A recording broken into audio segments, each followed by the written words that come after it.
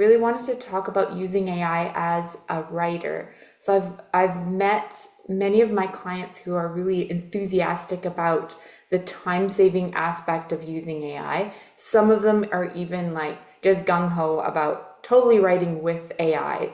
And I kind of wanted to get your perspective with your experience on the pros and cons of doing that. And so since I've been working with you, um, you've been working with AI and in the sphere of high-tech products and services, and I'd love to get your take on things. So what is your background and what have you been doing around the kind of AI world that gives you some experience and expertise? Thank you. Oh boy, that's always a checkered pass on my part. I I was a writer editor. That was my career, and then I had an amazing opportunity in the '90s to be head of interactive for a newspaper group. And in that role, and why it's important here is that I had to understand technology. I mean, like, how are you buying databases when I didn't even know what a database was, right? So I would go to trade shows and I'd ask a million questions. And that going back and forth, that bantering, like, how does it work? Why does it work?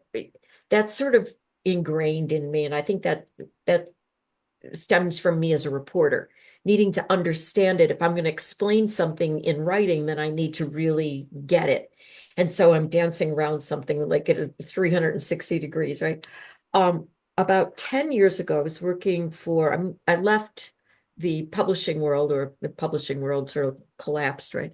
And got involved with high tech companies that were trying to serve that market and eventually went on. But they were focused on search.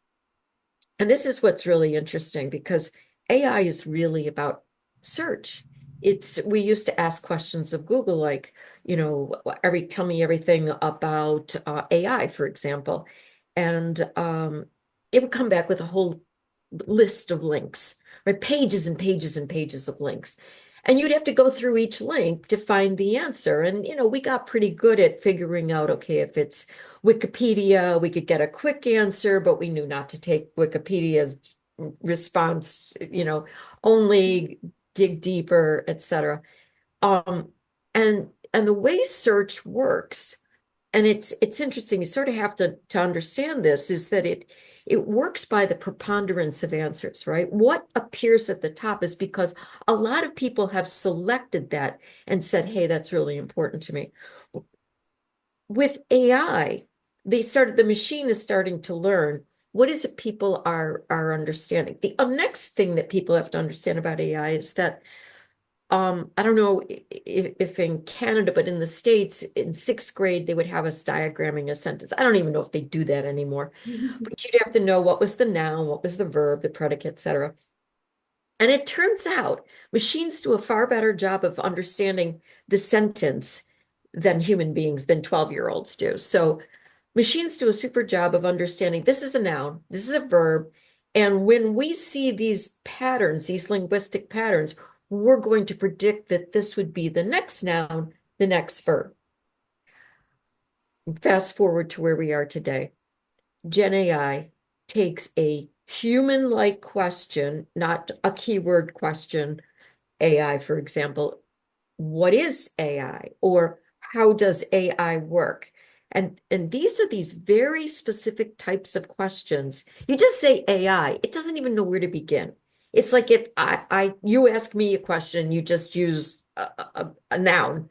I'm like, okay, what do you mean? So Yeah. you want to be very deliberate with your questions. How does something work? Where does it work? When does it work? Why does it work? Da da da da da da da da. Death by a thousand questions. Um, so what was the question you asked me? No. Um, so basically it takes these human-like questions and it comes back with a human-like response. So there. Now we've done what generative AI is, and it becomes intriguing or perhaps seductive to think, oh, I can have it write for me. No, you can't, because here's the deal. It is basing an answer based on what the preponderance of people have done in the past, which means there's no good ideas there. And if it's what everybody is already reading, why are you going to regurgitate it one more time? And I'm hoping that that answer sort of gives some context and makes some sense, and I'm not sure it does. Yeah, that kind of goes into my next question, which was, people, which I guess I didn't really phrase it as a question already, but people that use AI to write for them, and what are the issues with that? One thing that I've noticed is that AI seems to write in circles. Like it doesn't actually have an opinion. It's just, so when someone just copy pastes whatever AI regurgitates for them, their article doesn't have an opinion. It doesn't have a conclusion, not for real. And it doesn't have any like personal experience embedded in it, or like, I definitely feel this way because XYZ, right? There's none of that. And so you walk away feeling like it's lacking, like it didn't really wrap up, even though it said conclusion and had some words there. Yeah, I was working for an AI company, and of course management wants us to use AI because they think it's going to, make us go faster and churn out more stuff. And I headed up editorial at the time. I was like the editor-in-chief, if you will, of the company.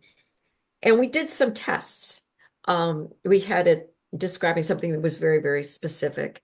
And we looked at it, and it did exactly what you said. It went in circles because it comes back with a quick response, maybe 300 words, and you go, "Oh, tell me more." It doesn't tell you more. It tells you basically the same thing in a slightly different way. And now it's becoming confusing because now it's sort of like stitching in all these different things, and every sentence sounds good.